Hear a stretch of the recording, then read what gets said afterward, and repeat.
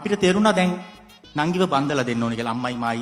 මම පවුලේ වගකීම කරට අරන් හිටියේ වෙනකොටත් රැට දොර එහෙම ලොක් කරන්නේ මම ඉස්සරහ දොර. ඉතින් ඒ අදාළ දවස ආවා මනමාලයා නංගිව බලන්න එන දවස.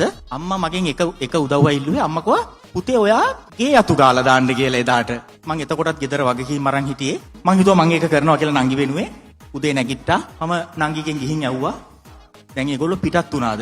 ඔව් අයියේ පිටත් වුණා. තව පැය එකමාරක් විතර එයි කිව්වා මෙහෙට එන්න. පැය එකමාරක් කියන්නේ ගේ අතු ගන්න නෙමෙයි ගෙදරක පිටි කපරාරු කරලා තීන්ත ගන්න වෙලාව. මම එතන සෝෆා එකේ ඇලුණා. මොකද පොඩි වැඩක් කරන්න තියෙන්නේ.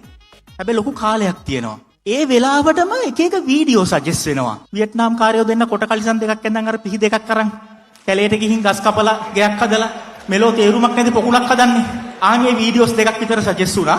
ඊට පස්සේ ඇත්තට මම බැලුවා මේ අස්සයින්ට ලාඩම් ගන්න වීඩියෝ දෙකක් බැලුවා. ඊට පස්සේ බැලුවා මට මතකයි මීගමු ලෙල්ල මේ කෙලවල් එක් කපන වීඩියෝ එකක් බැලුවා.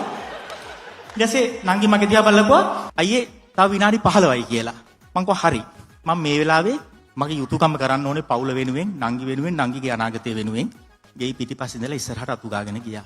මට ඒකට විනාඩි 5යි ගියේ. මං එතකොටම දැක්කා එයා ෆ්‍රෙෂ්න බෝතලයක්. මට ඕන වුණා නංගිගේ අනාගතය සුවඳවත් කරන්න. රෝසමල් ගොඩක් එක්ක ඉංග්ලිෂ් රෝස් කියලා ගහලා තිබ්බා. ගෙදර පිටිපස්සේ ඉඳලා ඉස්සරහට වෙනකන් ඒක ස්ප්‍රේ කරන් ආවා.